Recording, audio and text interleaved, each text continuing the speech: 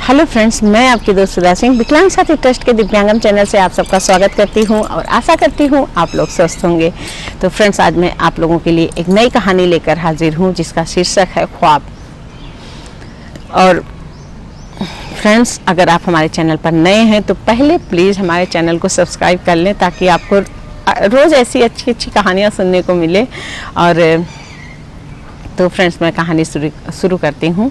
रचना अपने कमरे में लेटी हुई मुस्कुराए जा रही थी। वो पता नहीं किस धुन में थी, क्या बात था जो वो अंदर ही अंदर काफ़ी खुश नज़र आ रही थी। वो अपनी 2-3 दिन पहले अपनी एक सहेली की शादी से वापस आई थी और अब वो जब से वहाँ से आई कुछ बदली बदली सी लगी। उसे लगा कि वो अजीब सा बिहेव करती अपनी मम्मी से भी, और उसकी मम्मी को लगता कि क्या हो गया, वहाँ से आई है, सारी सहेलियाँ एक साथ मिलकर मस्ती सबने किया है तो क्या हो गया है। तो वो अक्सर अजीब सा बिहेव कर रही थी। तो पर उनकी मम्मी ने ज़्यादा ध्यान नहीं दिया। इधर रचना का कॉलेज खुला, वो कॉलेज जाने लगी और इधर रचना की भी शादी की बातचीत होने लगी। रचना के पापा ने अपने दोस्त उनके दोस्त का एक लड़का था जिससे रचना की शादी की बातचीत हो रही थी। उसका नाम सुमित था। रचना के पापा के वो दोस्त बचपन में जब उन लोग जॉब करते थे तो एक साथ रहते थे। तो बचपन में छोटे में रचना और सुमित एक साथ खेलते थे, लेकिन जब दोनों बड़े हुए और उनके पापा का ट्रांसफ़र दूसरी जगह हो गया और इनके पापा यहाँ इलाहाबाद वापस आ गए तो तब से उन लोगों के बीच में थोड़ा संपर्क कम हो गया। और उनके पापा लोग तो मिलते थे पर कभी रचना और सुमित कभी नहीं मिले जब से बड़े हुए। और जब सुमित के पापा ने कहा कि हमें रचना को अपनी बहू बनानी है तो रचना के पापा तुरंत मान गए इस बात को और ये बात आकर उन्होंने अपनी पत्नी को बताई। तो उनकी पत्नी भी काफ़ी खुश हुई क्योंकि उन्हें भी उनके फैमिली के बारे में, सुमित की फैमिली के बारे में सारी बातें पता थी कि हाँ उनकी फैमिली बहुत अच्छी है, उनकी वाइफ बहुत अच्छी हैं। तो ये सारी चीज़ें उन्हें पता थी, इस वजह से वो तुरंत मान जाती हैं। और एक बातचीत चलती है शादी की और उनके पापा, रचना के पापा कहते हैं कि एक बार रचना से बात कर लेते हैं, हो सकता है जो है रचना को पसंद है या नहीं। और उनकी मम्मी कहती है रचना को तो पसंद ही होगा, क्यों ना सुमित की फैमिली को खाने पर बुला लिया जाए और शादी की बातचीत किया जाए और रचना को तो सब पसंद ही होगा, ये बातें वो कहती हैं। और जब वो रचना से कहती हैं कि बेटा तुम्हारी शादी हम लोगों ने तय कर दी है तो रचना एकदम अवाक रह जाती है और वो बताते हैं कि बेटा उनकी फैमिली बहुत अच्छी है, पापा का बहुत मन है, पापा का बचपन से मन था कि सुमित से तुम्हारी शादी हो और इस वजह से उन्होंने तुमसे कुछ ज़्यादा पूछा नहीं, वो बहुत खुश हैं पापा तुम्हारे। तो इस पर रचना सोचती है, रचना कुछ उस समय बोलती नहीं पर वो बहुत दुखी हो जाती है और उसकी आंखें भर आती हैं कि उसने अपनी बातें कुछ मम्मी को नहीं बताई और मम्मी पापा ने उसकी शादी तय कर दी। और वो अपने पापा का दिल भी नहीं तोड़ना चाहती थी क्योंकि वो अपने मम्मी पापा की इकलौती संतान थी और उसे पता था कि उसके पापा ने उसके लिए बहुत सारे ख्वाब देखे हैं।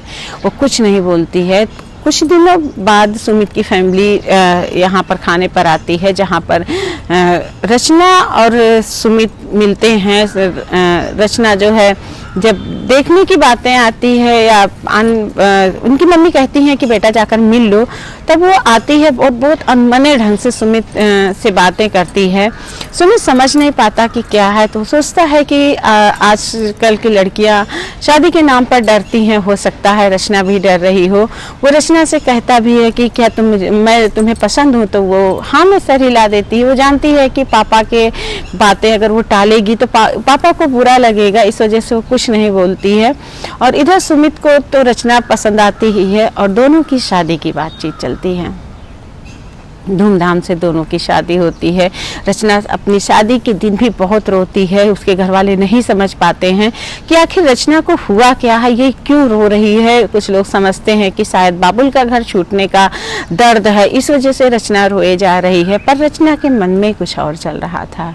रचना जिस शादी में गई हुई थी वहाँ पर उसकी सहेली का भाई उसे बहुत अच्छा उसे पसंद आ गया था। वो वहाँ पर शादी में कुछ ऐसी बातें हुई थी जिससे रचना को अपनी सहेली के भाई से प्यार हो गया था। वो मन ही मन उसे चाहने लगी थी और वो सोच रही थी कि जब भी ये बातें आगे बढ़ेंगी तब जाकर वो अपने मम्मी पापा से बात करेगी। इसी बीच उसके पापा ने उसकी शादी तय कर दी। रचना असमंजस में भी थी कि अगर वो अपनी सहेली से कुछ कहती तो अगर वो शादी के लिए कहती भी तो किससे कहती, क्योंकि उसकी सहेली शादी करके 7 समुंदर पार जा चुकी थी और उसके घर में कोई जानता नहीं था। वो लड़का भी, उसे ये भी नहीं पता था कि वो लड़का उसे लाइक करता है या नहीं लाइक करता है। वो बस ये समझ रही थी कि शायद उसका प्यार एक तरफा है और वो मम्मी पापा से क्या कहकर बात करे, क्योंकि उसे ये भी तो नहीं पता था कि वो लड़का उसको प्यार करता है कि नहीं प्यार करता।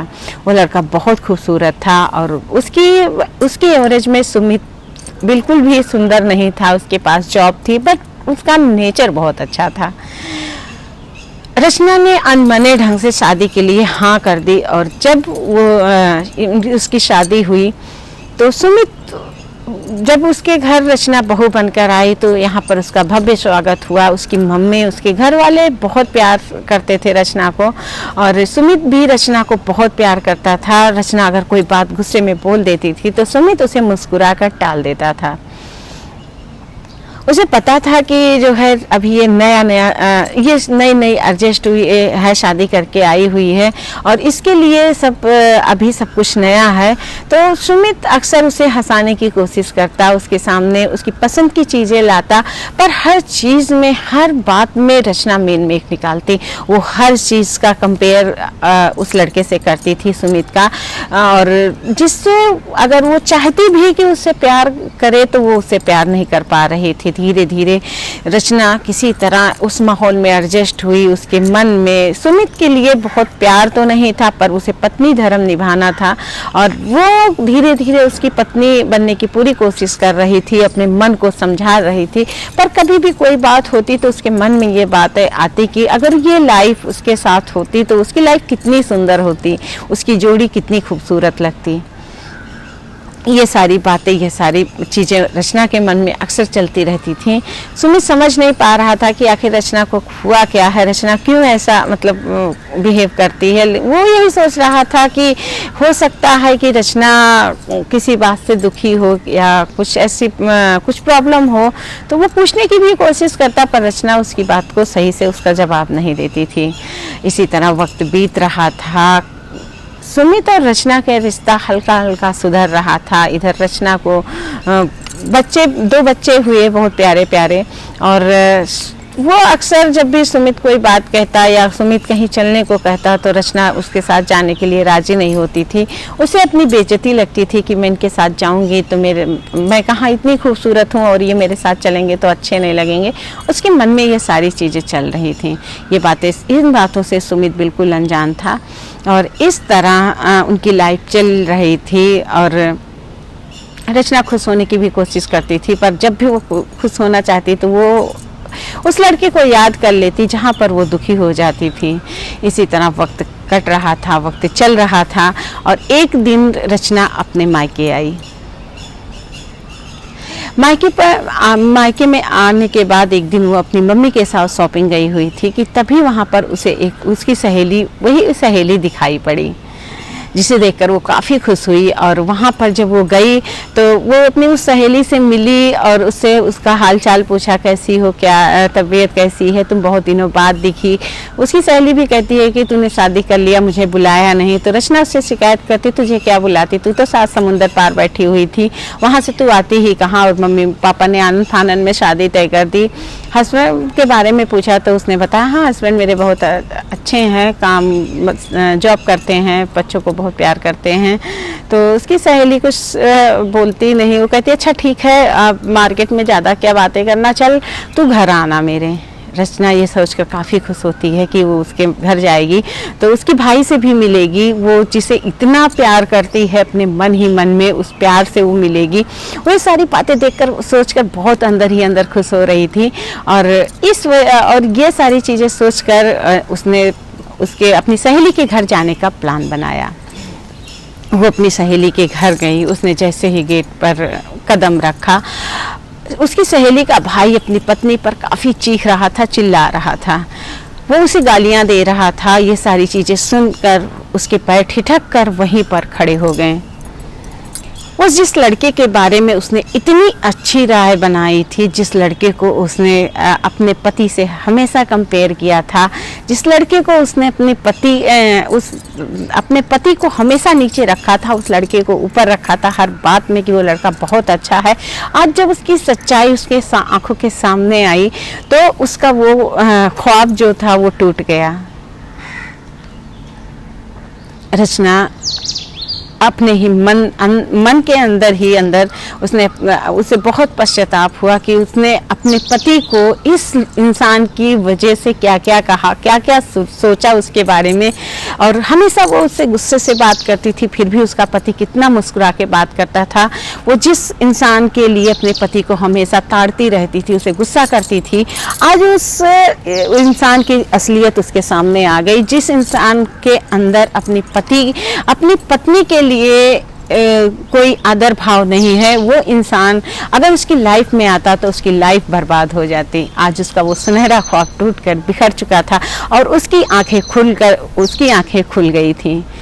आज उसे समझ में आ गया था कि उसका पति चाहे जैसे भी है, देखने में भले सुंदर नहीं है, पर वो उसकी इज्जत करता है, उसके हर भावनाओं का सम्मान करता है, उसको बहुत प्यार करता है। ये सारी बातें देखकर रचना मन ही मन बहुत खुश हुई। वो जैसे ही अंदर आई, उस लड़के ने उस रचना को एक अजीब सी नज़रों से घूरा, देखकर मुस्कुराया, जो नज़रें रचना को लगी कि जैसे उसे चुप सी रही हैं। वो थोड़ी देर वहाँ पर अपनी सहेली से बैठी, उससे बातचीत किया और अपने घर के लिए इस सुकून के साथ रवाना हुई कि आज बहुत अच्छा हुआ कि उसकी सहेली ने उसे अपने घर इनवाइट किया, वरना पूरी ज़िंदगी वो इसी ख्वाब में रहती कि उसकी लाइफ बर्बाद हो गई। उसके मम्मी पापा ने उसकी शादी एक ऐसे लड़के से कर दी जो उसकी पसंद का नहीं था और इसकी वजह से उसकी लाइफ बर्बाद हो गई। आज वो भगवान का धन्यवाद कर रही थी कि बहुत अच्छा हुआ कि उसकी सहेली उससे मिल गई और वो उसे अपने पति पर आज बहुत प्यार आ रहा था। उसे बहुत गिल्टी फील हो रही थी कि उसने इतने दिन अपने पति से नफरत करके गुजारा। उसके समझ में सारी बातें आ चुकी थी।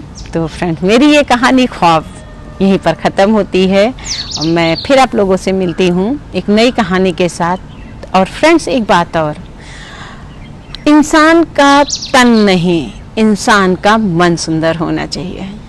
वो एक औरत की इज्जत करे, एक औरत से प्यार करे, अपनी पत्नी को प्यार दे, अपने बच्चों की केयर करे, अपने माँ बाप की इज्जत करे।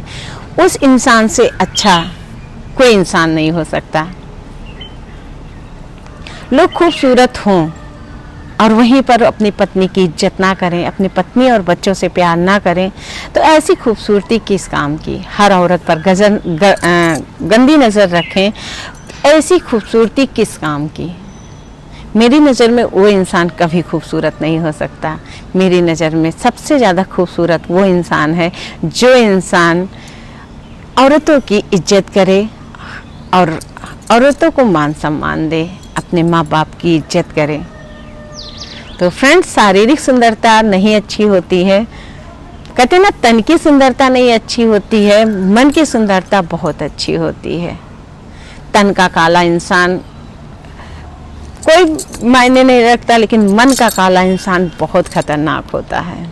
तो फ्रेंड्स, हमेशा ऐसे इंसानों से बचिए, तन की खूबसूरती मत देखिए और मन की खूबसूरती देखिए। तो फिर मैं मिलती हूँ आप लोगों से फिर एक नई कहानी के साथ। तब तक के लिए नमस्कार।